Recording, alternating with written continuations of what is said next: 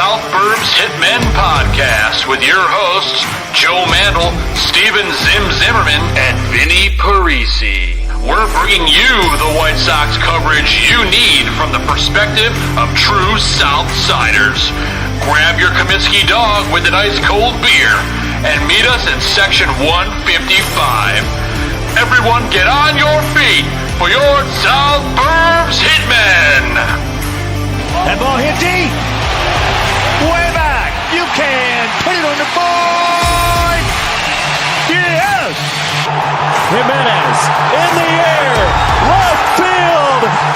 He's your hero tonight. Thanks, Cubs. Over the head of Jenks. Uribe charges, throws. Out. And the White Sox have won the World Series. Alexei.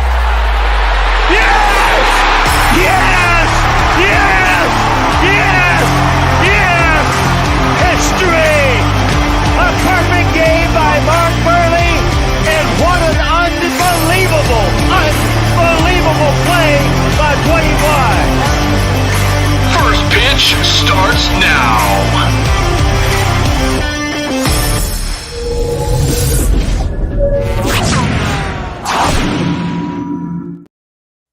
What is going on, everybody, and welcome to another amazing edition of South Burbs Hitmen.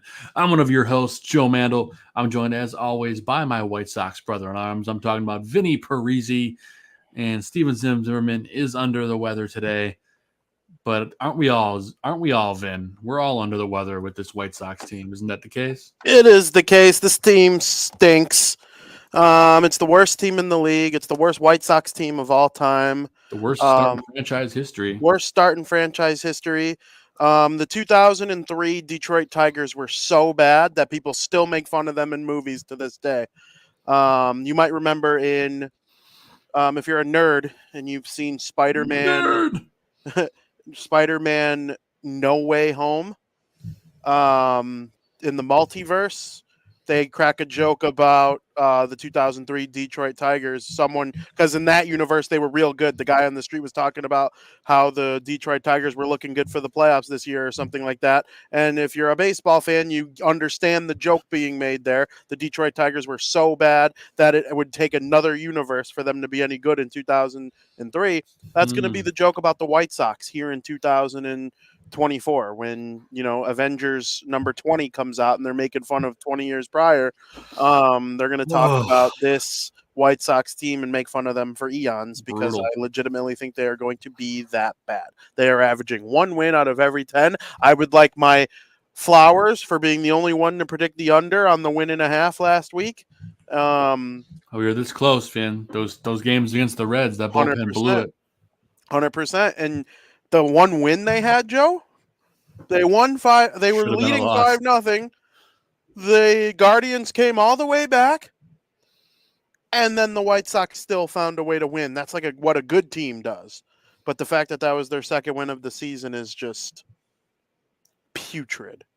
Putrid is a good word for this team. Yeah, it feels like the longest 2.5 weeks ever. Is the season going to feel like that, Vin? I think it is. Yeah, I honestly, my goal now is to watch them be like that bad. I want them to be historically bad, just not normal bad. Yeah, well, I think it's appropriate that this episode is called Pain because it's been very, very painful to watch this team. I don't know if, and the funny thing is the first week of the season, Zim and I talked about how they were playing competitive baseball. And then if they've fallen off this hard in a week and a half. Yeah, they can't score. They're dead last in runs scored. Did they end up putting up a run tonight? I don't believe they did. No. They're down to their last out. Yeah, and that's another game with no runs. I will say, though, puke. Nastrini was excellent in his debut. Oh, yeah, which is nice. He went 5. He gave up 2 earned runs. He did walk 2, but he struck out 5. One of those was a home run. 3 hits. Again, for a debut, did more than enough to win. Yep, nothing to complain about there. He just pitches in front of the worst offense in Major League history. Wait, Vin, that's all solved now because Eloy got taken off the IL today. Correct. Did he play? No. Yeah. Yeah. That's the White Sox. That is the White Sox for you. It's just Oh, wait, he's disgusting. pinch hitting. Oh, they're going to give him the final at bat of the. Here he I goes. turned it off. Sheets got on base, and they brought Eloy on as a pinch hitter. Yeah, nasty. We all know how Nasty, this nasty game's stuff. going to end. When I say I have no hope for this team, like 40 wins would seem crazy. I just don't see it. I don't see it at all.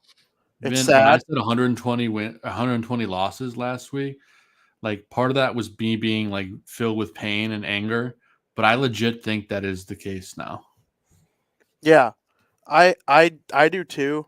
I do believe that things regress to the mean, meaning positive regression can exist, but I am not sure that it's going to be notable. I'm not sure they'll like positively regress to 60 wins or even 50 wins. Right now, they're the worst team in the league, and it's not close. I feel bad because there are going to be people out there that spend their hard-earned money on a White Sox A's game in Oakland. I honestly think that is going to be one of the most pathetic-looking baseball games of all time. Will there be anyone the that A's. attendance be? I mean, they're averaging. I think they were in like the 6,000s or 7,000s when the Red Yeah. Sox were in town. So And that's like their high end. And an unrelated note, Vin, they 2 pitches to Eloy and 2 sliders, and it's 0-2. Nice. 2 sliders low. Love that for him. So that, he laid off the curveball. Wow. That's usually a strikeout pitch for Eloy. Yeah, I mean, he's going to see 3 straight junk pitches, and He's then still we'll going to see. strike out on a slider in the dirt coming up now. You could book it. Yeah, almost a guarantee. I mean, this is just. We're going to say it every week. It's the worst team in the history of the franchise. They don't care about winning. Up top, I do believe the players. Who called do. it, Vin? Who called it? Strikeout, slider in the dirt. Love that. I'm rooting for them to lose a lot of the time, I think. 2-0 final. Your White Sox have lost. Love that. 2 and 14? 14. Yeah. It's crazy. Just absolutely nuts. It's like we're spending the whole season in an outhouse and we just can't stop chugging the Miralax. Yeah. Yep.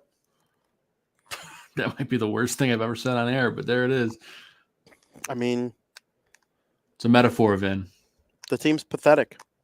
The team is absolutely pathetic. It's like, how are they not embarrassed, though? That's the only thing I don't understand. Like, I honestly believe Chris Getz is trying, right? I honestly believe that the players are trying. They want to win. They want to have jobs in Major League Baseball.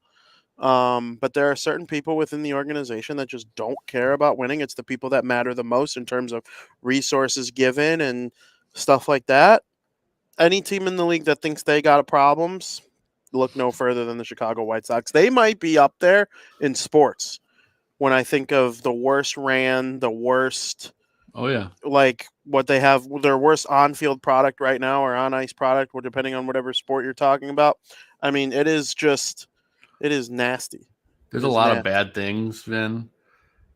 Can we talk about how bad Jake Eater is and how good Jake Berger is? And Jake Berger's on the IL, obviously, with an oblique strain, but nonetheless, that trade looks worse every day. Yep, it looks worse and worse every day. Berger's a star.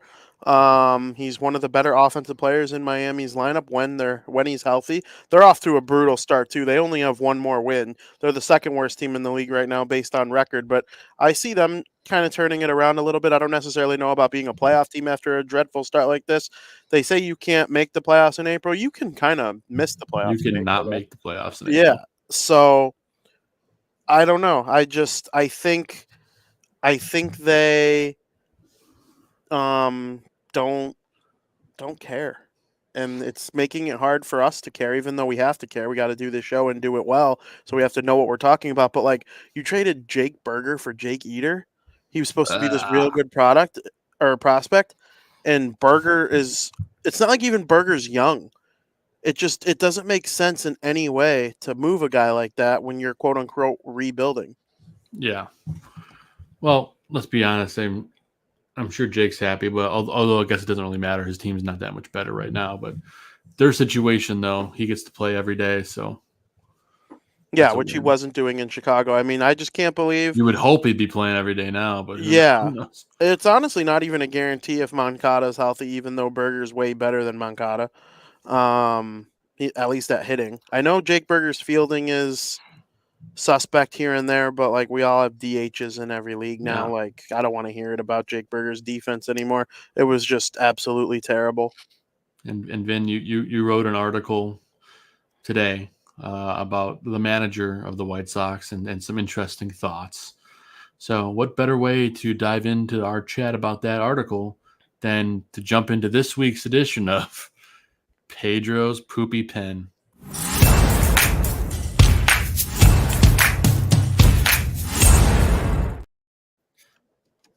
Yeah, I just made that up. It was probably not my best improv, but we'll go with it.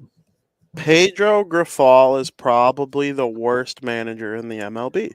Oh, I don't think it's particularly close. I agree. He is terrible. I didn't think Tony La Russa was the right fit for this franchise at the stage that he was at and the stage that they were at in 2020. I stand by that. I still to this day believe it was a not great hire. But nobody ever said on this show that Tony La Russa is not a good manager. No. I think he's past his prime. Of course. But he's probably in the conversation for greatest manager who ever lived. He's second all time in wins, and the guy who's in first is under 500. Dude's in top 3 for sure. Yeah, he was wonderful. He won 3 World Series. Like, there's no questioning Tony La Russa's greatness all time. I didn't think he was a good fit for the White Sox when they hired him. I really didn't till the day he left. And I wouldn't think he would be a good one right now. Unless it was over Pedro Grifol. I'd take him back in a heartbeat. I would take him back in a heartbeat. If that makes me wrong about Tony La Russa, then hand up I was wrong. But I don't think I was wrong that I would rather have had 100 other people. But if Pedro Grifol is the alternative, yeah, give me Tony La Russa any day of the week. I cannot believe they hired somebody that was managing the ball club worse than he was. And worse than he was doing last year. Yeah, which was pathetic. And I hate the way he talks to the media, his little acronyms and, all the things he says about the team and what they want to build. Like, dude, you are not fooling anybody. You are not fooling anybody. So What, you mean you don't believe him? no, yeah, of course not. Are you sure? I think he's a moron. You touched on the article I wrote. I would not fire him right now. I don't think there's a point. I don't think there's a point on putting that on somebody else as a manager, on putting it on the players. And you know what? To be frank, putting it on Grifol, it's not his fault he sucks at managing. He just does. He didn't offer himself the contract. He didn't, say no to all that money. He why no one would blame him for taking the job. We all would take it too, even if we knew we were going to stink. And we would all try to be really good at it. Well, he tried, all right. Yeah, he tried. He didn't succeed, but I just don't think it's fair to fire him because I also don't blame him for the roster being what it is. It's not his fault that they're not a winning team. Is it his fault that they're one of the worst teams of all time? Yeah, it is partially his fault. But like the talent level on the team, they're in 5th in their division on paper, and they're in 10th in their division out of 5 teams on the field. So how is this locker room not more vocal besides Garrett Crochet, who said we need to look in the mirror? And this was last week. I'm waiting for someone to say something this week. Someone's got to light a fire, man. These guys are just sitting there talking to the media like they broke the vase in the living room when they were a kid. They don't have the fire, the passion, and that does fall on Grifol. They don't 100%. they don't have leaders on the team. Garrett Crochet, I still stand by what I said, and Zim pointed out that it's probably more of a, an issue with the league than anything else that it's this way. But starting pitchers, they're not leaders in the franchise anymore. They can't be. They play once every 5 days, and it's just the way baseball is now. You need position players to be leaders. Jose Abreu, Tim Anderson, in their prime, they were good. And, you know, without guys like that being on the team, they have nothing. They're and the best players on the team are jokes, right? Like Moncada always hurt, Robert always hurt, Jimenez always Well, hurt. since our last show, Moncada's out 3 to 6 months. Yeah. And Eloy came back from injury today. He swung and missed on 3 breaking balls, missed all 3, and then as the final out of the game, he'll be hurt in a week or 2. I'm sure of it. Slider. Both. One was a called strike. One was a swinging strike. Curveball take. Low in the dirt. Slider in the dirt. Strikeout. It's unreal. He sucks. Yeah, he's terrible. He's probably. I don't know who's a more disappointing prospect all time, him or Moncada. Oh, it's Moncada for me. It's not close. Because at least you're right. Because at least Eloy, he had a couple moments where he was funny. He had a 31 home run season. He was really good in the COVID year with the Silver Slugger Award. Like there were the big home run in the 9th inning against the Cubs when the whole thanks Cubs thing at Wrigley. I mean, except for 19 when Moncada was good, he hasn't done anything else. Yeah, arguably he was okay in 21. He was, I think he was a 4.5 win player, which is like slightly above average. But like he was never a star other than the 1 year, 2019.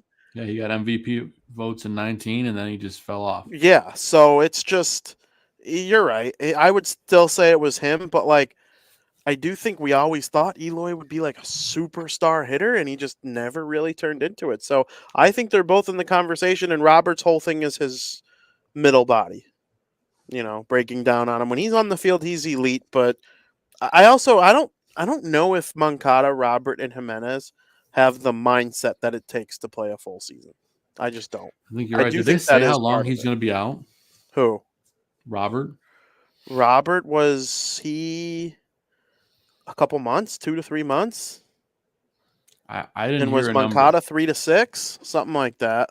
Because I know, is Luis's his hamstring again? I think it was his hip flexor again. Oh. Yeah, that's usually a month or 2. Yeah. 6 weeks is the hope, according to Chris Getz. Okay. 3 days ago. Month and a half. Let's call it 2 months. Yeah. April, May, June. Think about that, White Sox fans. You're probably not seeing, well, you're definitely not. It's middle of April. So you're definitely not seeing Luis Robert until at least June. But you get to see Robbie Grossman, baby. Hell yeah, Robbie Grossman. He won't be able to play in the All-Star I will say game. He was the best White Sox player last week by a mile. Oh, yeah, and there's no doubt. But, you're on a team with a bunch of dorks. Would you say that they are, is there another word besides a dork, maybe? Maybe like a dud?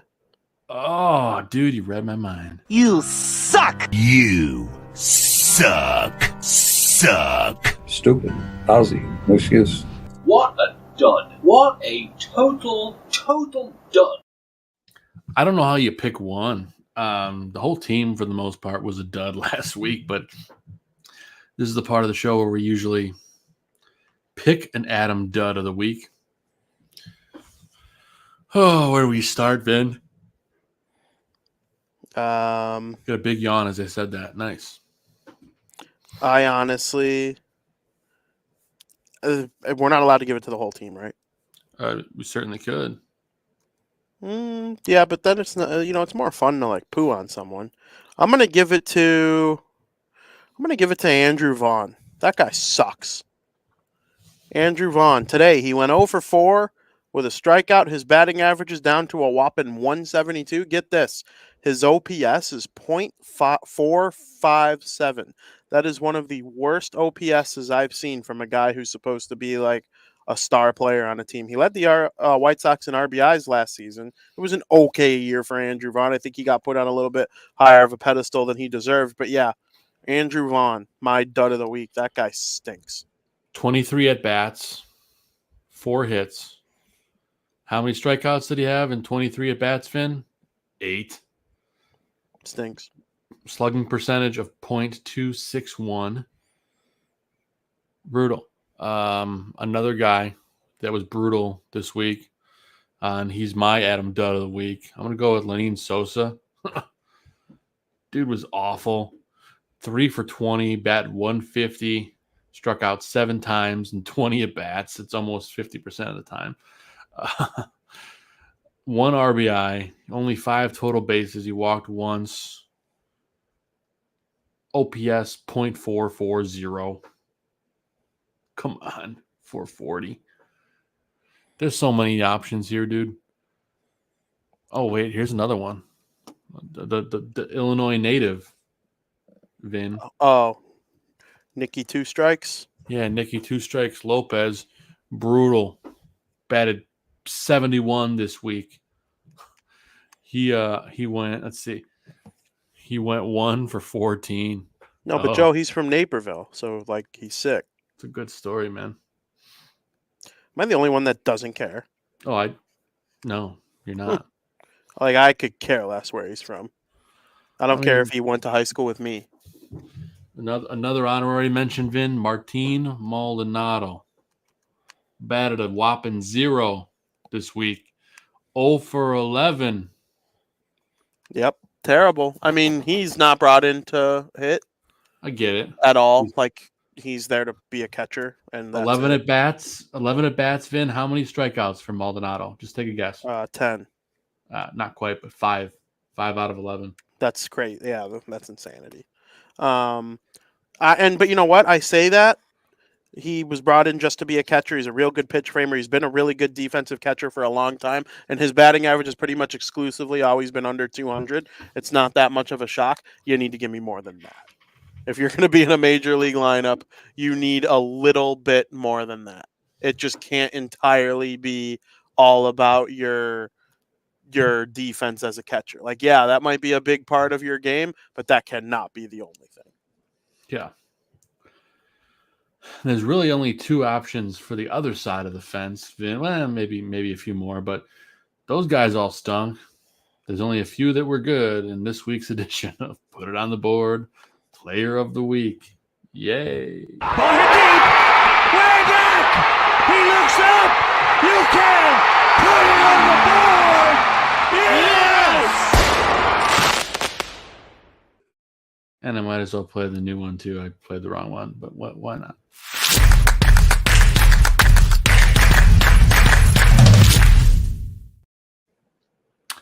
Two options, Vin. I'll let you lead off with one. I'll go with Michael Kopech. Was he one of the ones you named? He was not, but there's 3. That's good. Yeah, I'm going to go with Michael Kopech, so you could say your other 2.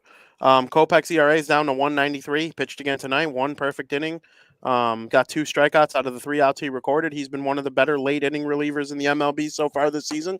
That's far from the fireball throwing starter that we were promised when he was first acquired in the Chris Sale trade. But if he could be a great late inning bullpen guy for the White Sox going forward, that would be great. If he's ultimately the closer of this team, that's awesome. The White Sox are just going to go into so few ninth innings with a lead. Save many games. Yeah, he's not worth owning in fantasy because you're not going to get many saves from him if you do. You get maybe 3 all year. Yeah, and I don't.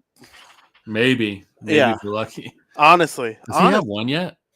I think he might have 1. Yes, he's got 1. Yeah, so we'll see. 1 how in the last goes. 7 days. Yeah. Yep. He hit 3 scoreless this week, 4 strikeouts, 1 walk. Very solid. My other put on the board player is going to be Garrett Crochet, who looked really good in 4 1/3. Again, I don't know why he only won 4 1/3. I didn't get to watch that game, but I'm assuming he got yanked early. I mean, he only gave up. Did he give up? No way. He gave up 5 earned runs. Yeah, all in 1 inning. Okay, well, but he was dynamite. Other than that, I know. Other than 1 bad 5-run inning sounds dumb, but I mean, for this White Sox team, yeah. I think that does deserve praise. Yeah, I suppose having the 1 inning, but outside of that. Davy Garcia was good this week out of the pen. A couple guys in this bullpen were pretty good. But that's not. I was originally going to say Crochet, but I guess I didn't see that he gave up 5. But my my other option, which is nuts that I'm even saying this out loud, the best offensive player on the White Sox in the last 7 days, none other than expected top offensive provider Robbie Grossman. Love 18 that. at bats. He went 6 for 18.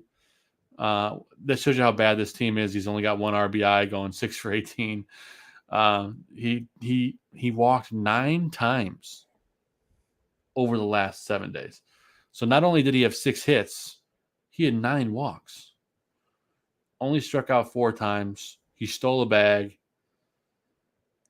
Batting average 333 for the week. On base percentage of 944, Vin. Robbie Grossman, nice job, man. At this rate, you're probably going to be playing every day.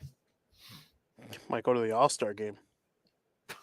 If he keeps playing like that, I mean, more Robbie Grossman for me. I liked him when he was on Detroit. I used to have him in fantasy because he was always one of those gritty guys. He was kind of this is a bad analogy, but it's true. He reminds me of like Adam Eaton before he started to suck. Yeah, I get that. People only remember like bad years. No, Adam Eaton was a good player for like almost a decade. So he reminds me of good Adam Eaton. Again, don't totally chirp at me, chat room. I'm sure people are going to say that's sacrilege, but we don't have much to look at this year. Honorable mention, Dominic Fletcher's looked pretty good too. Pretty-ish good. Not so much fielding, but well, there's been no good feeling, really. Is Robbie Grossman the greatest R. Grossman in Chicago sports history? No. I like Sexy Rexy. You were a fan? I was a fan too. He did kind of suck sometimes, but he got to a Super Bowl. I mean, you can't fault the guy for getting to the Super Bowl. I mean, I'm not saying he's like one of the greatest quarterbacks of all time, but I got a soft spot. Yep, same. I went to his first start ever. Oh yeah? What year was that? Had to be like 02, 03? Yeah, it's one of the. I think it was the first year of New Soldier Field. I'm fairly certain. Got it. That makes sense. And Randy Moss. They were playing against Randy Moss and the Minnesota Vikings. What a game! And the Bears won the game by picking off whoever the cornerback was. I can't remember. Was it Pena Tillman back then? I don't know. Somebody ripped the ball out of Moss's hands in the end zone at the end to get a touchback to win the game. That's all I remember. That's incredible. Would Dante Culpepper have been their quarterback? Maybe. Interesting. My brother-in-law. I have a dumpster in my driveway for a project. I'm tempted to light it on fire and pretend I'm at a game. Love that. Absolutely love that. You know, Rex Grossman, when he would just throw a bad interception, he had like this dumb look on his face every time, like, oh, how'd that happen? Kind of look. But I don't know. From one stinky White Sox or Chicago sports team to another, the White Sox. Yeah, you light your dumpster on fire and put a White Sox like logo on it or something. I don't know. We are a dumpster fire. There's no doubt about that. Absolutely. Vin, it was real tough for last week's pick to click. Pretty brutal, as a matter of fact. Zim went with Paul DeJong. I went with Garrett Crochet, and you went with Shoemake. Mm-hmm. None of them were good. If I had to pick one out of all of them, I guess I would go with Crochet. So that makes me. I don't like this title. I'm 2-0. It just doesn't feel right though. It feels you have like, as many wins as the White Sox. Congrats. It feels like sticky icky. Yeah. There you go. Congrats. My daughter watching Miss Rachel would say sticky icky sticky bubble gum. Yeah. Someday you'll know the song, Ben. I'm sure. I'm looking forward to it. Yeah. You get Crochet though. I think that's fair. He had one bad inning. The rest of the guys stink. So. Yeah. So what we're gonna do is we're gonna do this week's pick to click. If I could find it.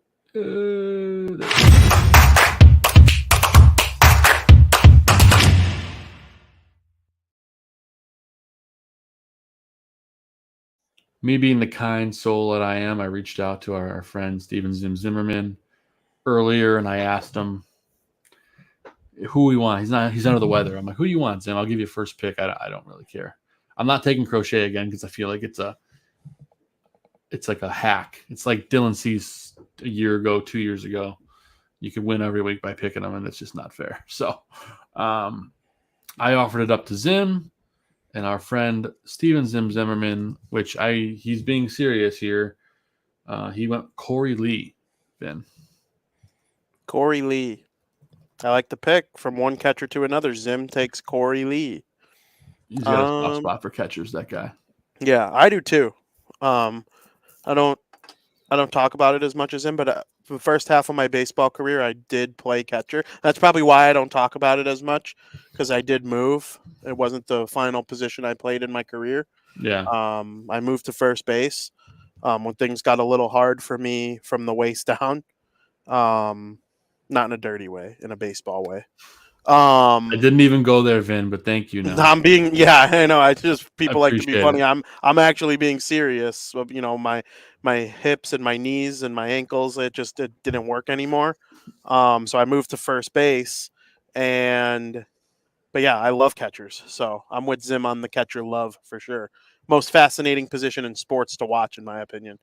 I'm gonna go with Michael Kopech. Nice. I like it, Vin. I can go for that. Michael Kopech's a dog right now. I came into this year thinking he stunk. So this is better than nothing. That was a good move for him. I mean, it's early, but hopefully he doesn't blow out his elbow. Yeah, that's a big worry for It's everyone. a big concern for everyone. There's not a lot of exciting guys left to watch. So we could talk about that. Give your pick to click first, though. My pick to click. You know, I came into this 100% saying that I was going to pick Eloy, but I changed my mind after seeing that terrible at bat. I know it's kind of a hack because I got to see him one at bat, but yeah, I'm going to go with Robbie Grossman. Nice. I'm going to ride the hot hand, the White Lightning. Do you have up in front of you what number Grossman's wearing? I'm drawing a big blank. I do have it in front of me. It would be a power move if he's number 8. Oh, this can't be right. Is it because today's Jackie? Okay. Yeah, he was 42 today. Everyone was 42. But you click. But ESPN changed their thing so that it says every player. But like this is their season stats. This isn't. Why would you do that? I don't know. Whatever. I can tell you in a second. I got it. I'll have it for you. Yeah, I knew he wore number 8 in his career with the Tigers, but he's wearing. Oh, they gave him Jake Berger's number. Oh, I didn't need to know that. Which one? 45? 30. Oh, because he was 45 and then he was 30. Yeah, I didn't need to know that he was 30. Actually, I regret knowing that. Really? You think that's Jake Berger's number? No. Whose number is it to you? It's definitely, if I had to pick someone, like, wasn't Robin Ventura third? No, yeah. I don't know if it was or not, but that's not who my number 30 is. Who is number 30 that I should know? No, Robin Ventura was 23. Yeah, that's right. Am I showing my age here? Who was 30? Why can't I remember who 30 was? Go ahead. Go for it. There's a chat room. Does the chat room know? Nope. Nobody's got it. Maglio. That's right. He is my 30. But Jake Berger, like, it's not that they gave him Jake Berger's number. It's that they traded Jake Berger, and he's not there anymore, and now Robbie Grossman has that. Well, sure. That's what's disgusting about him wearing number 30. Maglio was my guy, dude. I was obsessed with Maglio Ordonez back then. I was distraught when he signed with Detroit. Yeah, that was tough. I really liked Maglio, too. When he was with the White Sox and he was 30, my dad had his jersey, I want to say. And yeah, we were huge. I mean, he was a good player. He was a really good player. Look at this fantastic line from Aldo. The White Sox joined the 1907 Brooklyn Suburbas as the only team in MLB history to be shut out 6 times in the first 16 games. There is, per codified baseball, Vinny, there is nothing more accurate than this GIF which I pulled specifically for the show, which is now disappeared. Life is pain. Yep. I hate life. If as White Sox fans, we do. Yeah. That's what life is on this show.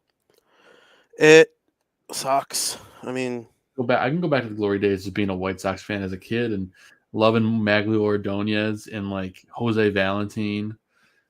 I mean, this show might just turn into us talking about the glory days, yep.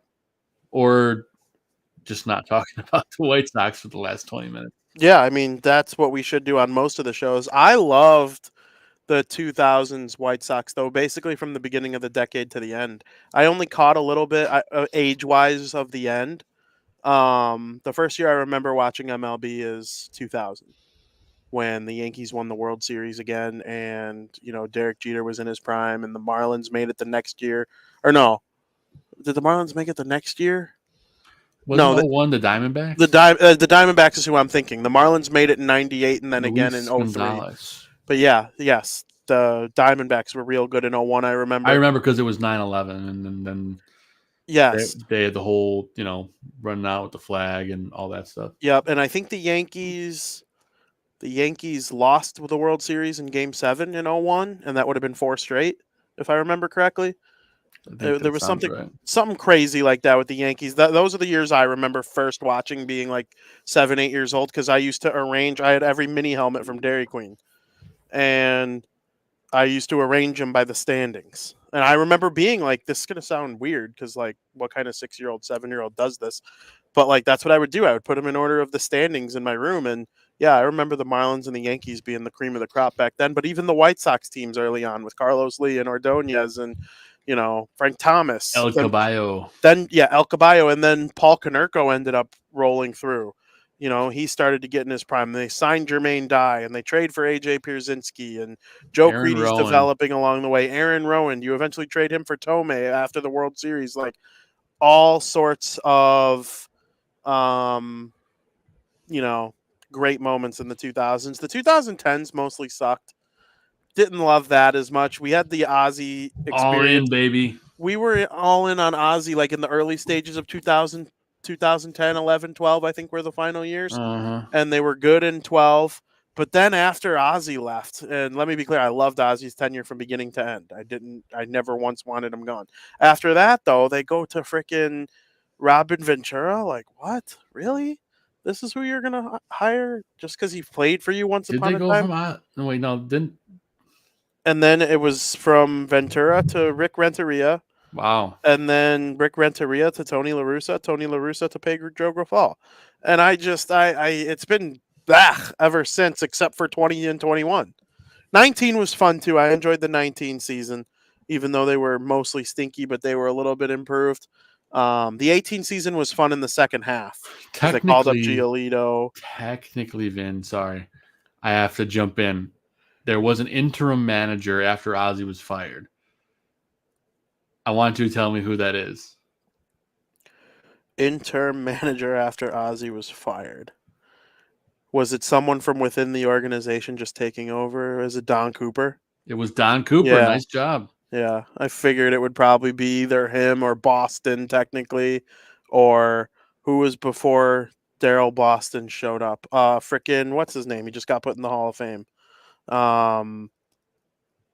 No, I'm drawing a blank on his name. What a bad White Sox fan I am right now. Baines, Harold Baines. Baines. Yeah. I thought there was a chance he would have been. It was between him and Don Cooper for that. But yeah, Don Cooper makes sense. They gave him the head coaching job manager job over hiring someone from outside, even though it was middle of this. That's weird. That is strange. You want to know how many? Oh, jeez. What do you think? What do you think his record was? Well, how many games did he manage the White Sox? Like 50? 2. Oh no, 2. Don't tell me he was 2-0. He had to have been 0-2. Nope. 1-1. He was 1-1. Nice. 500 manager. He had a better record than Tony La Russa as the manager. He had a better record than Robin Ventura, Rick Renteria. Yeah. And definitely Pedro. Well, Pedro. That guy's just... It reminds me of like Mark Trestman. He's the Mark Trestman of baseball. See, back in the day, when I was young, I thought Jerry Manuel sucked as a manager. But he had a .515 winning percentage. Yeah. No, the White Sox have been a trash franchise since 2008. I wish I had a beer. Nice. Yeah, I'm sure I do. I'm not going to go get one. Yeah. Got a nice tall glass of water, baby. Nice. Drink more water. Drink more water. Or if you're people. watching at home, vodka. Yeah. Russian Absolutely. water. Yeah. What a stinky team this team is. Hate them. I don't even have any guaranteed takes for today other than it's guaranteed that this team stinks. I have a guaranteed take we could talk about for 5 minutes if you'd like, because I know we want to end early tonight and prep for next week. But which we'll speak about here after this in a minute too. Our show next week's going to be a real good one. But first, we're going to dive into this week's guaranteed take.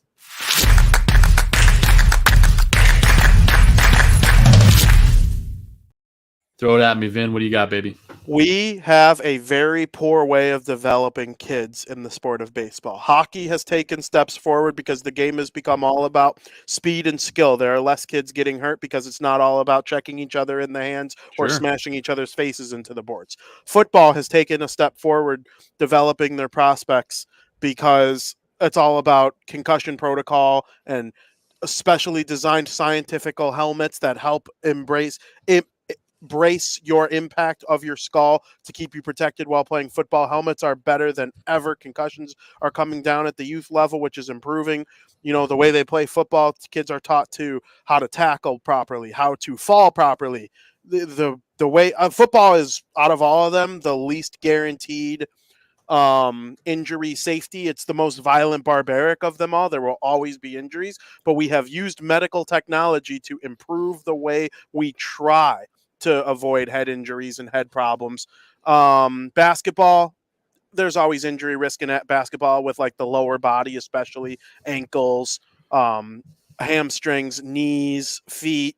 Like, you know, those are mainly the things. Every now and then a guy will get a concussion from like a bad elbow or like something. But like, and you know, concussions aren't necessarily a big problem in baseball either, outside of being hit by a pitch or, you know, something crazy on the base paths. I would say they're a lot more minimal than hockey and football.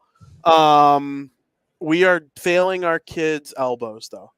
It is a serious, serious problem. The way pitchers today can't make it to the MLB without Tommy is very sad. We're letting our kids down. They should. Sure. And here's the problem with it, Joe. If I teach my kid, because it's not going to work unless you change it for everyone. Because if I put my kids in baseball, which I firmly plan on doing. Oh, sure. Yeah. Me too. They're going to be taught about velocity and spin rate from the time they're like 8 years old.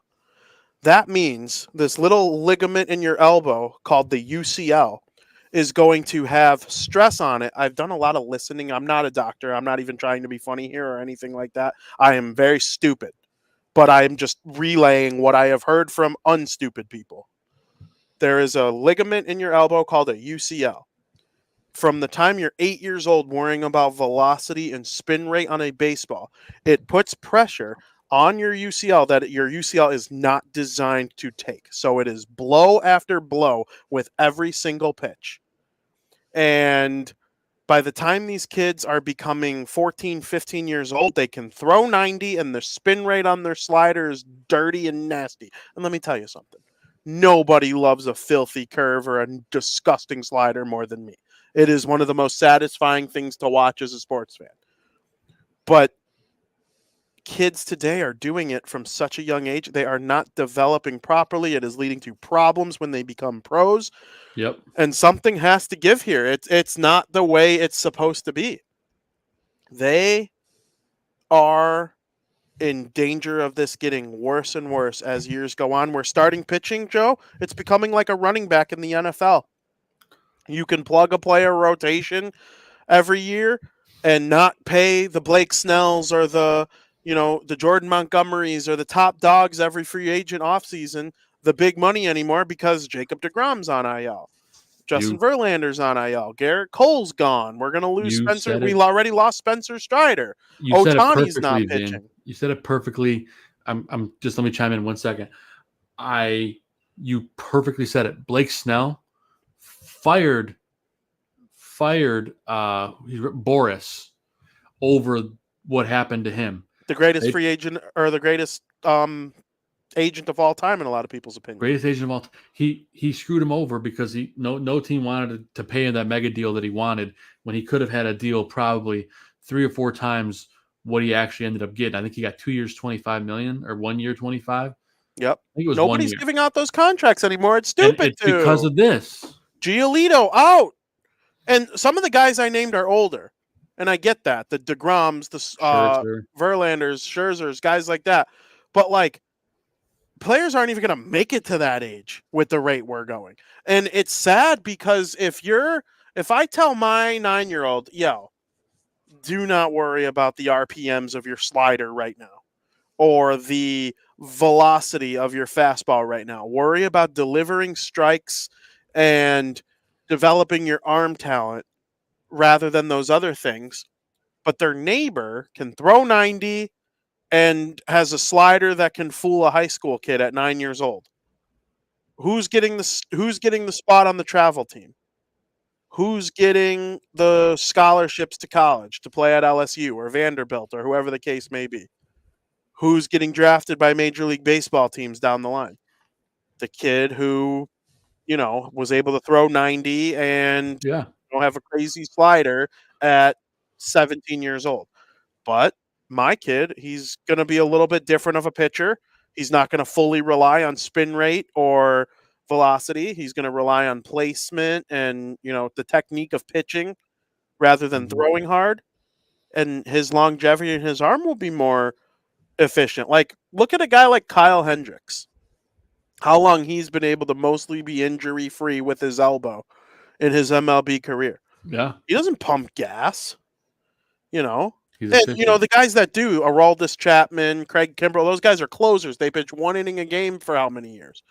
It's just, it's a mess from the development programs up, and it's sad for the state of baseball right now because starting pitching is key, but it is easily interchangeable because of the injuries going on. Unless it's like one of the top type flight guys in the middle of like a career year for him, it's just not worth it to pay all these guys all that money. You can draft them, develop them for 3 years, then once it's time to pay them, move on to the next guy. Very similar to what the Rays do. Mm-hmm. The Rays said, adios, Glasnow. Bye-bye, Blake Snell. Bye-bye, who's next? Are they going to get rid of McClanahan next? He's been a little hurt lately. They're a factory. They keep pumping out new pitching every year, and guys you never heard of become stars. It makes you wonder if that's why they dealt Dylan Cease, because they were thinking about that. And he has never had bad injury. I think he's made every start of his career.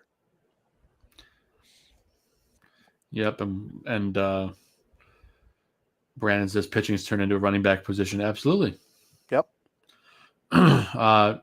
I'm with you on all this, Vin. It's an epidemic. Brandon mentioned earlier that he wasn't allowed. His coach didn't allow them to throw curveballs until after their sophomore year. So I think that's cool. That makes sense. But it's hard now. It's hard to make it big without.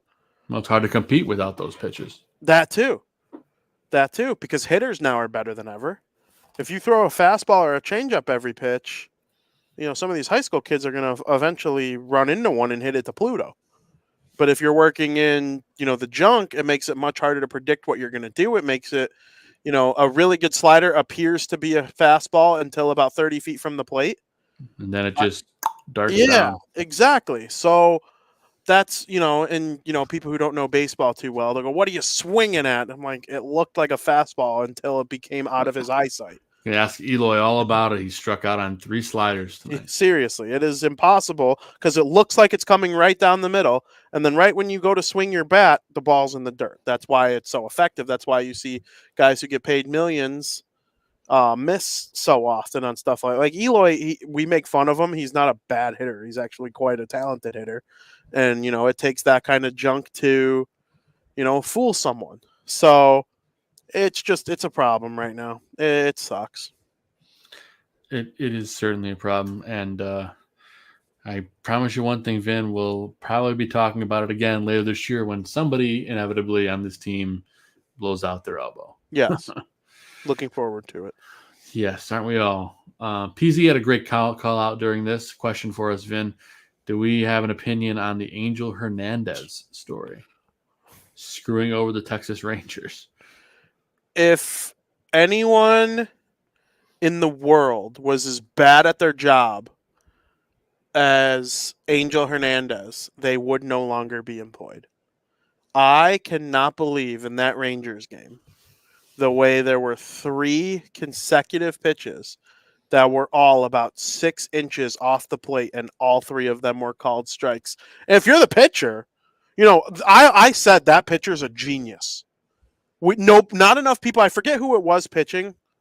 That guy didn't get enough praise. I don't even know his name, which is sad. I'm going to go back and Google it and give him the respect the same that he spot deserves. 3 times. Yeah. You're like, oh, I have Angel Hernandez behind the plate. This guy's a moron. The batter's not going to swing at the ball because it's out of the zone, and Angel Hernandez is going to call that a strike. So I'm going to pound that spot in the zone on 3 straight pitches, and it's going to be awesome. I think that is absolutely the reason, or a reason to praise that guy. He deserves all the credit in the world for just being smarter than everybody else. Yeah, I don't understand Angel Hernandez. It's like back when we had Joe West. It reminds me of Joe West, except he's even worse at calling balls and strikes. Yep. The guy shouldn't be an ump anymore. Like Brandon said, the union's protecting him. Yep. Hernandez has to be on his way out, though, I would imagine. I mean, the guy, he's lost. Every year he loses. Every year you hear a story about Angel Hernandez sucking. But why? Here's the thing. Everybody blames the union, the union. And I know Angel Hernandez has rights for the union, sure, from the union. But why would the Major League Baseball Umpiring Association want Angel Hernandez consistently make them look bad the way that he does? That's the thing that I don't understand. Workers are a reflection of the employee. So or the employer. If you go to McDonald's and the guy serving you's an a-hole, and he gives you a Dr. Pepper when you wanted a Diet Coke, that makes McDonald's look bad just as much as it makes the guy look bad or the girl. It's crazy to me the way this guy gets protected for being consistently terrible all the time. Well, he's been doing it a long time. He has. I didn't think West was bad. He had some head scratchers for sure, and it always seemed like he had an issue with the White Sox, as the great Hawk Harrelson once hilariously pointed out, but I don't think it was close. What are you doing, Joe? Yeah. Come on, Joe. And then he has since come out to say that him and Joe have become pretty good friends off the field.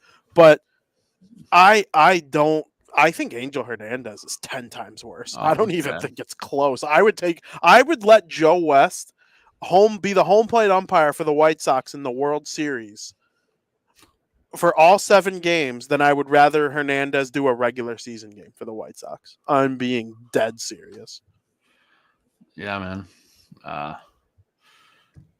I would just rather have neither. How about that? You know what? We're very close to that. We're very close to that, Joe. It'll be sooner than later. That's a hot pile of doo-doo right there. But that's a great conversation, Vin, and great question, PZ. Love it. We'll see what happens with Angel over the coming weeks. But Vin brought this up a little while ago in what we call in the business a teaser. But we got a great guest next week, guys. We got a heck of a show planned for you. I'm sure you guys may have heard earlier this year there was a documentary called Last Comiskey. It was a very, very well done show. And there's a book that is coming out, a companion piece to that successful documentary. Next week, we have first-time author Ken Smaller, who wrote the new book, Last Comiskey. It is the companion piece to the very successful documentary out last year with the same name. Ken contributed to the documentary as well. The book comes out April 28th, and Ken Smaller will be on the show with us next week to talk all about Last Comiskey and everything involved with it. So I'm looking forward to that, Vin. I think that's going to be a great show, man. Absolutely. We're going to have some good conversations, learn a couple things, and that's what it's all about in a season like this. I'm looking forward to it. I mean, it's a book that celebrates the final season at the Baseball Palace of the World, Comiskey Park, in 1990. I mean, the Sox played there for 80 years, man. So in this book, Ken it does a lot of research, talks about everything that happened. Ozzie Guillen has the foreword in the book, so we get to hear a little bit about all that. I'm looking forward to it, man. I remember going to the first season at New Comiskey Park and just remembering like the smell of it and how new it looked. The puke turquoise on the outside that they chose for some reason. It was the most 90s ballpark ever when they first made that decision. I mean, it's iconic sort of now, but back in the day, I remember walking in as a little kid and I'm like, holy cow. I didn't say that as an adult, but holy cow. And I got myself a snow cone. Love that, Joe. What a story. It's going to be good. Maybe stories like that will bleed out as we do the show too. It's just going to be a good conversation. I'm looking forward to it. So yeah, tune in next week, a week from today. I believe that's the 22nd, if my memory serves me correct. That is correct. Excuse me. Got the yawns. A little bit of a later show tonight. That's okay. But yeah, next week, April 22nd, 8 p.m. Central, 9 p.m. Eastern. Ken Smaller talking Last Comiskey. You can pre-order the book anywhere you can find books, but it does come out on April 28th. So make sure you guys check that out and check out the interview next week. It's going to be a great show. We cannot wait to dig in to all that stuff because let's be honest, guys, it's more exciting to talk about the old White Sox, the old park, all the exciting. I mean, Frank Thomas was still playing for the team at the time, guys. Come on. So that's all exciting stuff. Looking forward to that. And our buddy Zim will be back with us. He couldn't be with us tonight. He's a little under the weather. So we're sending our well wishes to him so that he feels better real soon because I know he's going to want to be back for that interview next week. I can see him now typing out the questions, getting ready to rock and roll. Absolutely. Looking forward to having Zim back and doing the show with such a sweet guest that'll be insightful. So should be a good one. Heck yeah, man. We always usually take the last few minutes of the show to dive into anything else we have going on in our lives, Vin, and I figured what better day to ask you. Last day of the New Jersey Devils season, your last hockey game you're covering. So I just wanted to check in with you. How's that all going? How you looking forward to the offseason of hockey? Yeah, so the Devils had a disappointing year. That's well documented. Everything that could go wrong did go wrong. And they were still pretty much in it till the very end, until the last week or so, with the crazy race that was the Eastern Conference wild card. I still got the Blackhawks, 2 more games for them.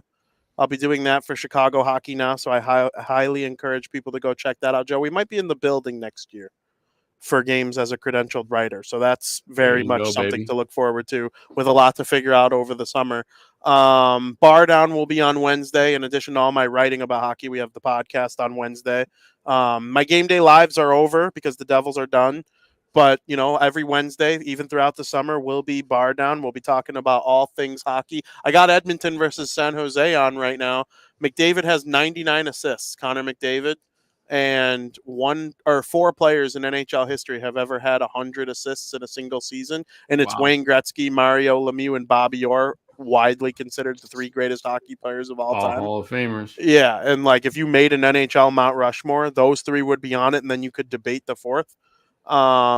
So yeah, it's a crazy year. Austin Matthews has a very nice 69 goals, and a player hasn't scored 70 goals in a season since Teemu Selanne and Brett Hull did it in 1993. So it's been over 30 years since the last time someone scored a whopping 70, and Austin Matthews has 2 more games to do it for the Maple Leafs. So we'll see if he's able to do it tomorrow. Kucherov and McKinnon both have 135 plus points. They're in the Hart Trophy conversation. So is Connor McDavid. So is Austin Matthews with all these goals. Crosby and Ovechkin are probably both going to make the playoffs again, only one of them can make it. Excuse me. One of them will make it, I think, or Detroit. And it's that still not being decided is what's crazy. It's probably going to go down as one of the greatest regular seasons ever in terms of the so overall cool, sport. Yeah, in Vegas, your Golden Knights. They clinched the other day. They clinched the other day. They're the defending Stanley Cup champions, and they were super elite in the first half. They were mostly dog crap from December 28th until about a month ago. And then at this trade deadline, They're lighting the earth on fire, baby. Yeah, they trade for this Tomas Hertl, who's been one of the best players on the Sharks for the last, probably close to a decade now, if not more. And is that the 100 assists for Connor McDavid? I don't know. I think it might be. That might be it. Hertl's been amazing. Now he's on the Golden Knights all of a sudden. Stone's going to be back ready for the playoffs. It is a marvelous story they are right now. And, you got fun teams like Vancouver and Colorado, Edmonton. We'll see who gets in the East. The Bruins are real good once again. So, watch hockey. I'm telling you. It's for a lot of people, it's just as good as baseball. For me, it's very even. I love it, man. We love hockey on this network and baseball and football. And you name it. Ozzy, although with a great quote from Ozzy, if I was a pitcher, I'd say, Skip, can you skip me? I want to face the White Sox. That's the most Ozzy-gian thing I think I've ever heard. But he's very true. Switching sports for a second, Vin. Did you check out the Masters at all? I was watching it a little bit. Who ended up winning? Scotty Scheffler. It was Scheffler. That's what I thought. Okay. By 4 strokes, which is domination. From what I read, I didn't really watch it all. There's just so much to watch. I'm really trying. I did watch a little bit of it. It seemed like it was compelling this year.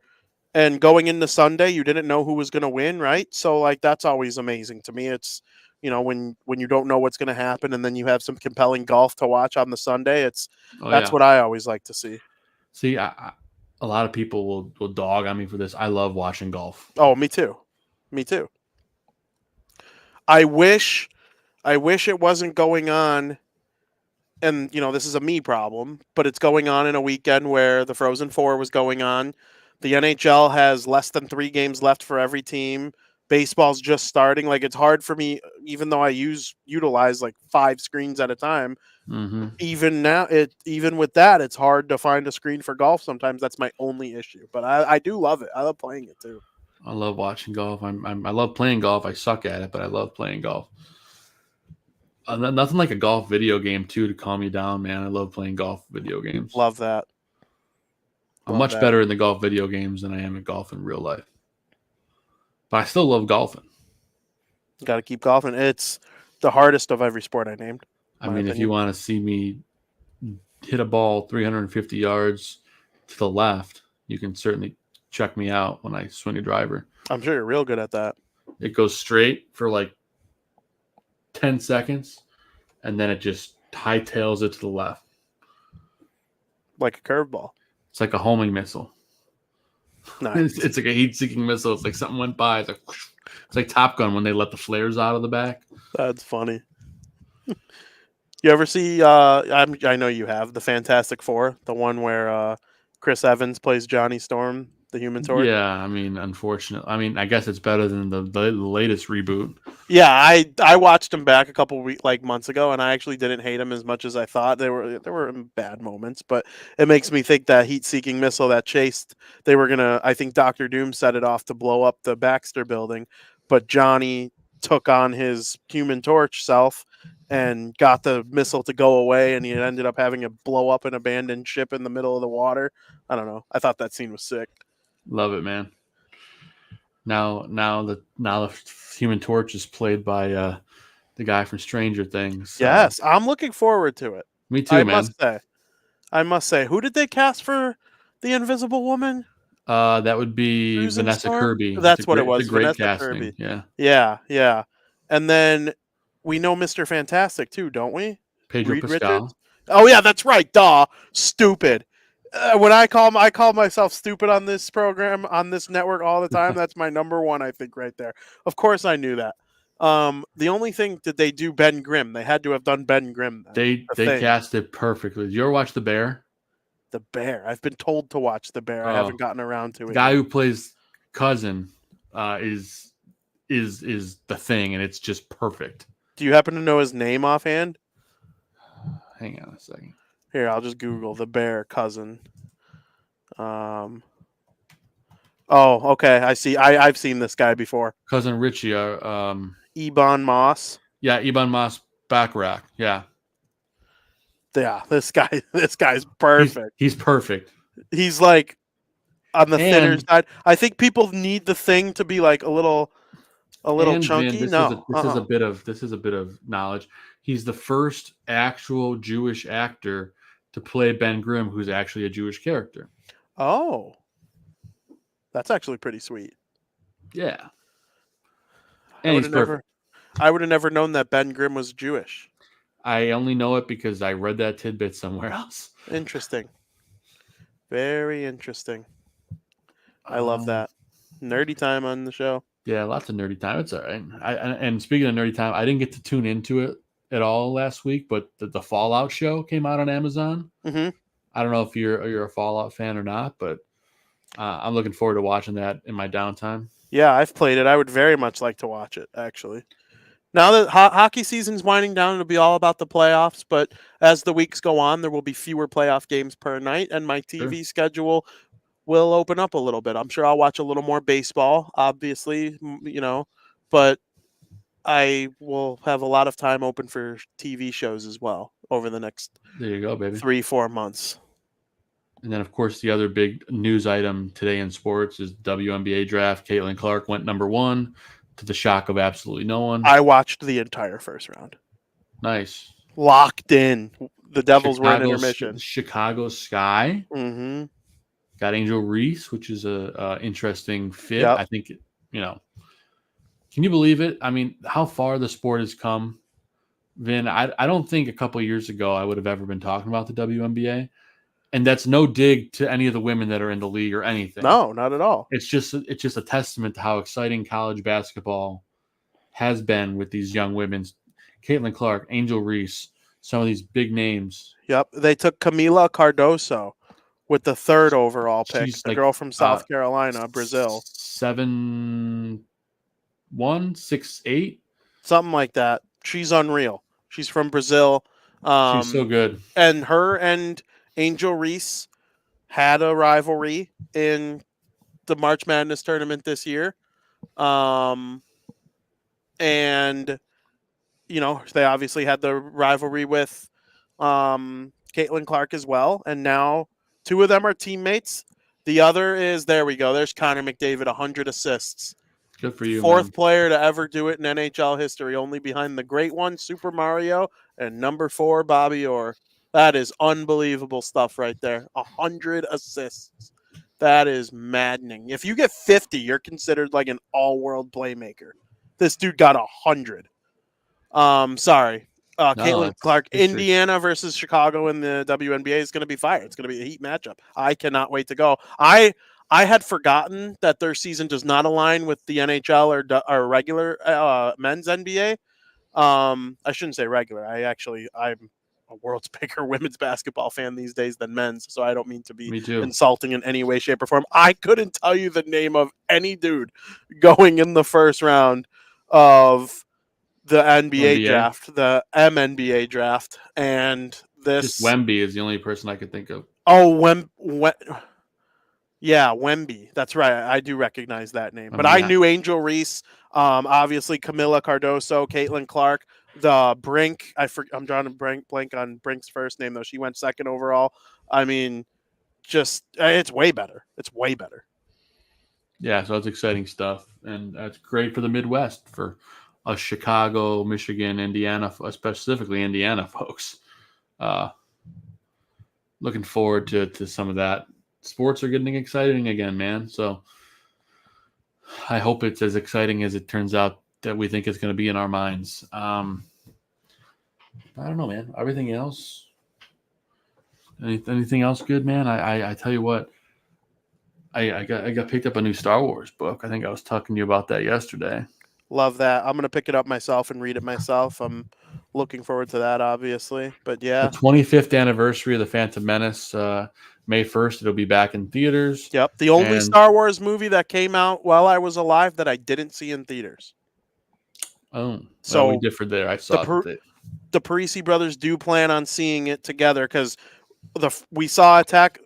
We were over by our aunt and uncle, and they go, "Oh, you've never seen Star Wars?" Little did me and Joey know they were about to change our lives forever. Heck yeah. They're like, "Oh, you've never seen Star Wars?" Because selfishly they wanted to go see Attack of the Clones, so they were annoyed that we hadn't seen Phantom Menace, and we watched the Phantom Menace at their house that night, and then we had a double sleepover. The following night, we went to see Attack of the Clones in the movie theater with popcorn. I think it was one of my first times ever at a movie theater, and so yeah, I have not. The only one I've never seen on the big screen is the Phantom Menace. So I'm pumped. So let me get this straight, Vin. Your first Star Wars movie that you ever saw was Phantom Menace? Ever? Yeah. Yeah. Wow. Mm-hmm. I am strongly against that. I am too. Now you got to remember we're 9, 10. I totally get it. Could you have gotten a 9-year-old to sit through A New Hope the way you would be able to a Phantom Menace? I don't know. Like the Phantom Menace was just cool looking. You don't have to say it's a better movie than A New Hope because it is not. But you know what? That's fair, Vin. I never thought of it close. That way. It's better in terms of the visuals by far. Jar Jar, yeah. Yeah, it's Darth Maul at the end when you go boom, boom. Like, what do you mean? The little kids are eating that up. But talk about 25 years ago. That's insane. That is insane. So yeah, I had to be when Attack of the Clones came out. Then, if that's probably like 23 years or 22 years ago, I couldn't have been any older than like 6, 7, 8. Joey 2 years younger than me. So yeah, it's a wild Star Wars origin story for us. But yeah, I can't wait to see the Phantom Menace in theaters for that reason. I've never seen it. And they're doing all kinds of stuff for the 25th anniversary. They're putting out all these special toys. You can get cups, popcorn buckets. I'm going to drive over to my local theater just to get the cup. But they released this new book, Vin. It's called The Living Force, and it takes place a year before the Phantom Menace, and it's about the Jedi Council. So again, I haven't started it yet. I'll probably start it tonight or tomorrow. But the cover alone had me sold. That cover is so sweet, dude. That might be the coolest cover of any Star Wars book, maybe even Star Wars material, movie, book. That might be the coolest I've seen. Yeah, it's sick. And for those of you that are Amazon or Target shoppers, they do have buy 2, get 1 free of books and board games. So you can mix and match. That's kind of what I did. So I basically got the book for free. So heck yeah. Love that. Good stuff, Joe. Very good stuff. Of equal Katie or lesser value, by the way. Yes, of course. Hey, Katie likes your hat, by the way. She's a big Irish fan. I put that up there and I gave her the thumbs up. Yeah, love that. The story about this hat's actually funny. My wife and I, we went to a lot of women's basketball games this year for Notre Dame because her parents are season ticket holders. I had a Notre Dame hat that I like, whatever, it's fine. But I'm like, man, I really want something with a leprechaun on it, you know? And so we went to the bookstore in South Bend. I walk around, I found some hat that had a leprechaun on it, but it was kind of like, I don't know, I was just kind of settling on it, you know? Mm-hmm. And we're walking to the checkout line, we're waiting in line, and then this is the only hat like this. It's just sitting there like somebody left it there in the checkout line. And I put it on my head. I'm like, well, shit, it's destiny. And hence I have this hat. Love that. It's not the greatest story, but it was more exciting to me than it was. No, that is a cool story, and it is a cool hat. I love the big logo, the Fighting Irish, the leprechaun. I mean, that's Notre Dame right there. They were only okay in hockey this year, and it bugged me because I went to one game. Yeah, you did. For most of my college hockey watching life, I saw in my Facebook memories, I'm now a 10-year college hockey watching veteran. My first ever college hockey post on Facebook was 10 years ago. Like the anniversary of it was like 2 weeks ago. Notre Dame has been one of the better teams for most of it. And they just weren't that good this year, and it was sad. They're in the Big Ten. I don't know who Jimmy Rizzo is, but high one-sided. I don't know what that means. He says he's glad, he's real, and bye. So thanks for tuning in, Jimmy. Bye, Jim. Appreciate the support, buddy. Thank you, Jim. I like Jimmy Rizzo. Hey. I don't know anything about him, but I bet you he makes a hell of a sub sandwich. I'm not here to argue that. Guaranteed. Vinny, I meant to tell you this the other day in text message, but I got something to change your life for breakfast. Okay? Lay it on me, pal. No, you're gonna try this tomorrow morning probably. Okay. I did this because I'm just a juvenile, but I feel like I've come up with something that I feel like somebody has to have come up with this besides me. You can tell me you may have even done this, and maybe I just feel I've taken credit for it. You make yourself a bagel in the morning, toast it nice, get it a little bit more than done, just a little tiny crisp on it, like maybe a 5 on the toaster. Okay. You got to get the whipped cream cheese, not just the regular cream cheese. You got to get the whipped. Whipped cream cheese is the way to go if you have the choice. Yep. So you got to get it on perfectly layered. Okay. You got to get yourself some jardiniere and drizzle it over the top of that bagel. Vin, changed my life. Jarred, huh? I go with the hot, but Well, yeah, I would go hot too, but so not muffalata, right? Just straight normal jarred. Normal jarred. Wow. Normal jarred. I'm telling you, you're gonna like it. Try Well, it. I do think there's a chance I like it because and you're kind of inventing your own chive and onion cream cheese, but instead of chive and onion, it's jarred. I don't think that that actually sounds delightful. We used to put hot Cheetos. So that's like the juvenile version. Like jarred is a more sophisticated way to heat up your bagel with cream cheese. And it's better if you get like a nice locally sourced jarred. Not that there's anything wrong with a bad. Like you can get like a Marconi, which is very good. Yeah. Or like for me, my family owns in the Chicago in Hyde Park. I have my family owns a place called Hyde Park Produce, and they have their own jardiniere. Uncle Yo-Yo's jardiniere. I have his hot jardiniere. I would probably like to support local jarred too. I used to order jarred online from JP Graziano. Oh, there you go. And I would get the muffalata and a jarred. It would be like a little twofer pack for like $8. I've never tried a muffalata on a bagel. It's probably good too. Muffalata's just jardiniere relish. It's the same taste. That's why I was asking for a bagel, because like you would just think it'd be easier to like spread on a bagel, but it's basically the same thing. It's just finely cut all the vegetables. Yeah.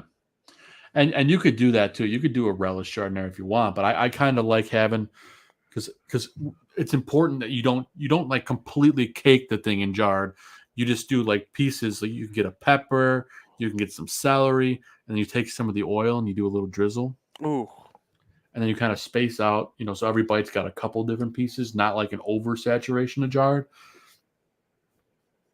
Yeah. You got to try it and you got to tell me what you think. That sounds incredible. I am going to make that happen. Next time I get my hands on some bagels in the house, I will make sure that is something that I try. Maybe we'll even post it from the South Burbs Hitmen social media. Yeah, dude, we got to do it because it all started, Vin, because I love to put jalapenos on a bagel. Sounds I do the cream cheese and then I would put jalapenos and I kind of circle them around. Yeah. And one day I ran out of jalapenos, and I'm like, ooh, I got some hot jarred here, baby. Man, changed my world, man. Not going back to the jalapenos? I mean, I'll dabble back and forth, but sure. Because there's a time and a place for both. Yeah, I've never tried it with jalapenos. Oh, you haven't tried either? No, I've never tried it with jalapenos. That might even. I love jarred. Like yeah. I could drink jardiniere juice. Oh. But I think I might like jalapenos more. Like just straight up pickled jalapenos. They got to be. I was about to say they got to be pickled. Yeah, I like like unpickled ones on like burgers or Tacos. nachos, tacos. Yeah, absolutely. I would prefer them pickled on all of those things, but there are some places that serve them unpickled on those things, and it's still good. Like B-Dubs, you get nachos at B-Dubs, Buffalo Wild Wings, no free ads. They put pickled jalapenos too, and they're good. But yeah, 100%, dude. I'm trying both of these things. You will be hearing from me on that. Do you sandwich it, or do you eat it like a flat? I eat two like a flat. Okay. You could sandwich it. Yeah, but I want to do it the way the master recommends. That's the way to do it. And then, but if you do a bagel and lox, if you ever do that, if you ever do like the smoked salmon too, you could sandwich it. You could put the cream cheese, the salmon, and then you could put the jarred. You could do that. That's also excellent. That makes sense. I made something that's like bagels and lox is totally like a Jewish thing, and I just made it Italian. Yeah. Well, I like making anything I can Italian, so we'll do that. I'm gonna try it. Oh, but the jalapeno is probably a little more Mexican. Well, yeah, the jalapeno side of things, yeah. I always said if I wasn't Italian, I'd want to be Mexican. It's all food based for me. I'm the least racist or prejudiced person you'll ever come across. I base every ranking on food. What would I want to be in order? Italian, Mexican, Italian, all because of the food. I don't care about anything else. Yeah, I hear you. But I meant to. I was going to text you this the other day, and it just came on to me, and I'm like, I got to tell him about this while we're on the air. I love that. Bagel, cream cheese, jardiniere. Here's my promise to you, my friend. By next Monday, South Burbs Hitmen, I will have tried it. Fact. I know Katie's watching. Katie has to record you as you try it. I can so make. We I can can play arrange it that. on. I don't know. After our guest leaves, of course. Yeah, of course. We don't want that guy knowing how much of a weirdo I actually am. I'd be like, hey Ken, so what are your thoughts on jardiniere on a bagel and cream cheese? Hey Ken, what are your thoughts? Oh, you don't like it? Shut the. Never mind, Ken. Sorry. I'm just Ken. I'm asking him if he is Kenough. I'll make sure it's the last question I ask in case he dips. He's gonna be like, what? All right, see ya, buddy. He's like, all right. Nah, we'll give him his. We'll talk about the book. We'll give him his plenty of promotion. Yep. We know he's Kenough because he wrote a Ken-interesting book. This is why the folks stick around. Love that. Talk about us saying we're going to go short and then we still go an hour and 20. I mean, there have been 594 people that tune in on X alone. And there's more than that right now. The number just keeps going up. Yep. People just love us talking about a bagel and cream cheese with jardiniere on it. I will do it all week long as opposed to talking about the White Sox. If you're tuned into this show and you never heard of someone putting cream cheese on a bagel with jardiniere, hit us up on social media. Take a picture of yourself eating that bagel. Tell us what you think. If you think it's vile, let us know it's vile. Oh, look at this.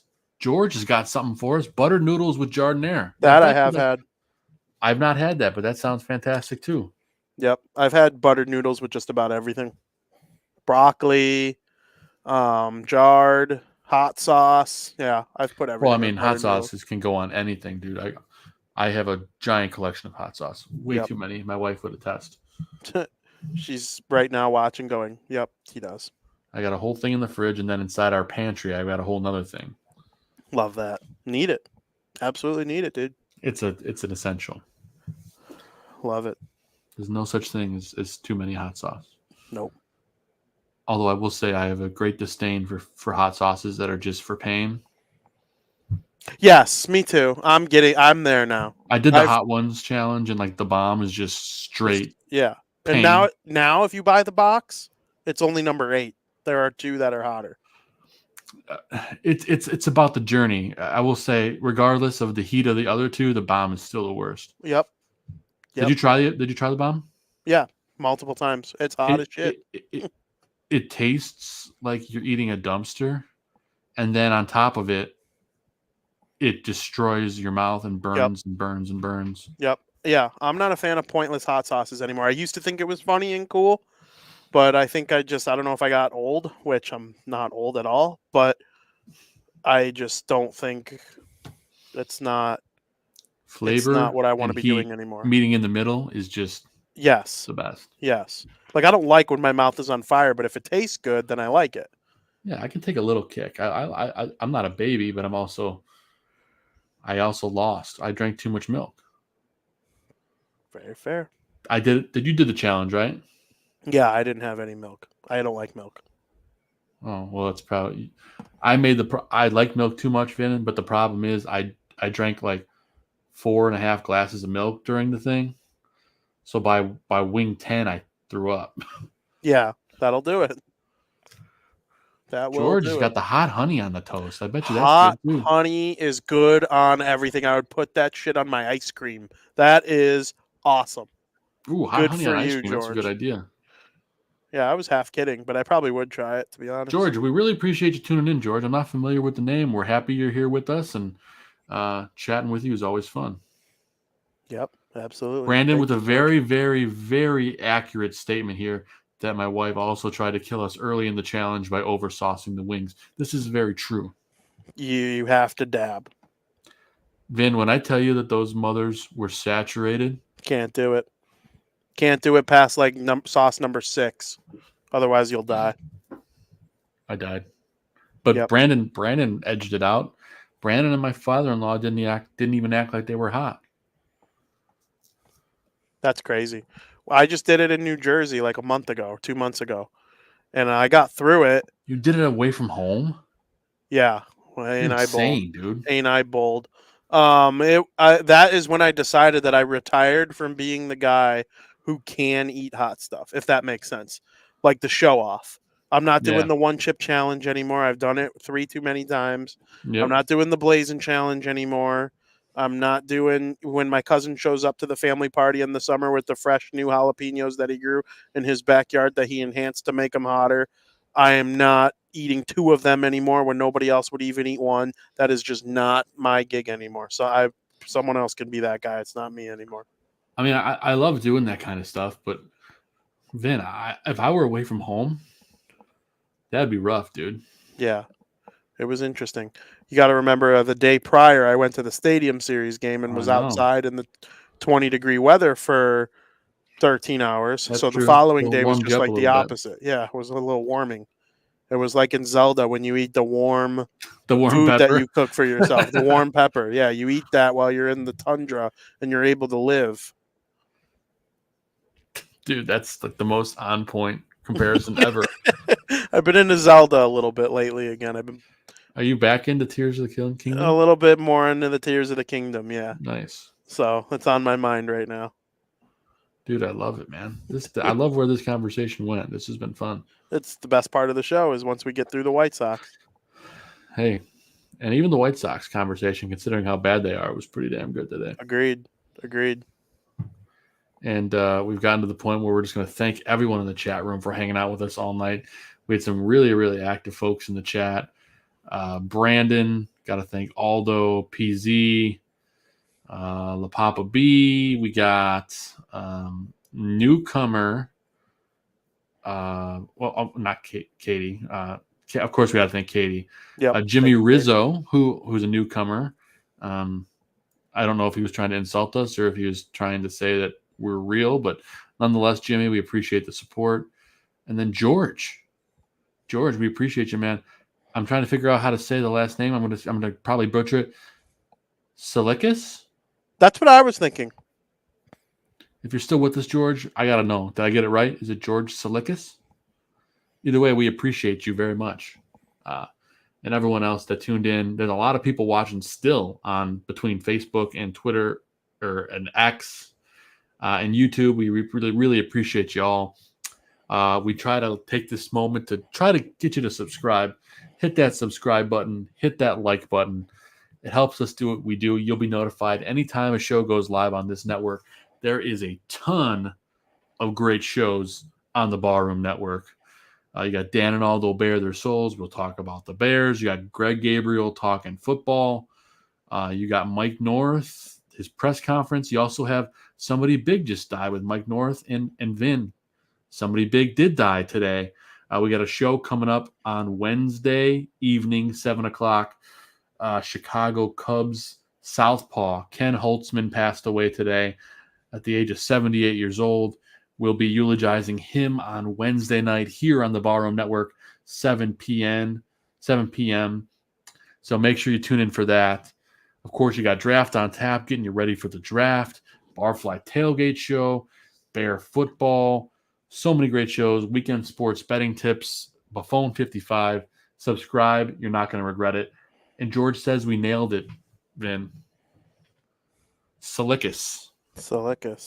Love that. Thank you, George. We appreciate you, George. Don't know how you found us, but we appreciate you hanging out with us. We've had a lot of fun here, the whole show, but the last 45 minutes, Vinny and I freed ourselves of talking about the White Sox and just kind of went on to all things sports, food, and entertainment. And of course, we had to talk Star Wars a little bit. But Vin, heck of a show, man. Appreciate you hanging out with me all night. A little bit of a later start, but we still had a whole lot of fun. Absolutely, and I'm looking forward to our next show and all season long. So thanks again, Joe. No, thank you, Vin. And reminder for everyone that's still with us, great guest next week. We've author Ken Smaller of Last Comiskey joining us next week to talk about his new book, the companion piece to the wildly successful documentary of the same name. So next week, April 22nd, 8 p.m. Central on the Barroom Network. Be here and check it out. It's going to be awesome. But Vin, let's quickly get our shout-outs out of the way, and then we'll wrap this show up with a tidy bow. So I'll let you lead things off, my friend. What do you got for shout-outs? My girlfriend, Katie, I love you very much. Thank you for all the support throughout the hockey season, coming with me to New Jersey and being the biggest part of my memories with the season. So very, very fun stuff. I can't wait until maybe one day we get to go to a parade together. That's my ultimate dream. Love it, man. With my ultimate hockey dream. My ultimate hockey dream. Nice clarification there, Vin. Yeah, I'm not that low. Vin's got a lot of dreams, folks. I'm not a shallow person. It's my favorite hockey dream. Going to a Stanley Cup championship parade with Katie and the Let's Go Devils podcast crew. Put it on the calendar, baby. One day. One day. One day more. Why did I go into Les Mis? Jeez, what is wrong with me? We're really going off the deep end. Please pretend you didn't hear that, folks. But I'm going to break into song. That's how you know this show's really going off the deep end. Having a lot of fun tonight. Is that all you got for shout-outs, Vin? Yep, that's my shout-outs for the week. Beautiful, man. Appreciate it. Shout out to Katie as well. I want to give a major shout-out to my co-hosts here, specifically Vinny, who's with me tonight, and, of course, Steven Zimmerman under the weather. Hope he's feeling better. And then, as always, a shout-out to my beautiful wife, Catherine, our 2-year-old daughter, Audrey. You guys are my whole world. I love you both very much. We had a great weekend. We went to the library. We played in the park. And then we went to the zoo. And my kid lost her mind because we got to go see the monkeys. And we got to ride on a choo-choo train. So I got to hear choo-choo train said over and over again for for like 45 minutes. It's hysterically cute. Yes, Brandon's daughter calls her baby Odds, and it will continue to be that way. But yeah, shout out to them. I love them very much. My Great Dane Maverick, he is just a big goofball. I love him. And all my friends and family who support me in everything I do. I appreciate it. Shout out to you, Brandon. You tuned 2 weeks in a row, tuning in for the whole show. Brandon. Love the great commentary on the show and all the accurate things in terms of baseball and everything else. So appreciate you tuning in with us all night. Major shout out to Aldo Gandia, the head of the Barroom, for everything he does, giving us this platform, promoting us and all that. And then last but not least, I'll give a shout out to Mike North and BB North. That was just BB's birthday. Happy belated birthday, BB. And then a huge shout out to Mike North. Lets me co-host. Somebody big just died with him. Trusts me to produce and put that show together. And we have a ball doing it. So we just did O.J. Simpson earlier this week. Big one. And then, of course, I listened to it. Yeah, I appreciate it, man. And, of course, we have Ken Holtzman, Chicago Cubs, Southpaw, through 2 no-hitters for the Cubs coming up on Wednesday night, 7 p.m. Central. Tune in. Don't miss that. It's going to be a lot of fun. But those are my shout-outs. Appreciate everybody. Like I said, a huge show coming up next week. Ken Smaller, the author of Last Comiskey, will be with us. You don't want to miss that. But we'll be back then talking all things White Sox. I don't know how many more wins we're going to go through. We didn't even talk about the schedule for the week because at this point, why? L. I'm going to go ahead and say take 2 wins again for the week, Vin. I got 0. Wow. All right, I got 2. Vinny's got 0. I'm sure Zim, I'm going to say we're going to put Zim at 1 because why not? So Zim takes 1, Vinny takes 0, I take 2. We'll talk about it next week. But for the South Burbs Hitmen, I am Joe Mandel. That's Vinnie Parisi. And Steven Zim Zimmerman's under the weather, but we'll be back with us next week. We appreciate you hanging out with us all night. It's been a heck whole lot of fun. They may stink, and they do.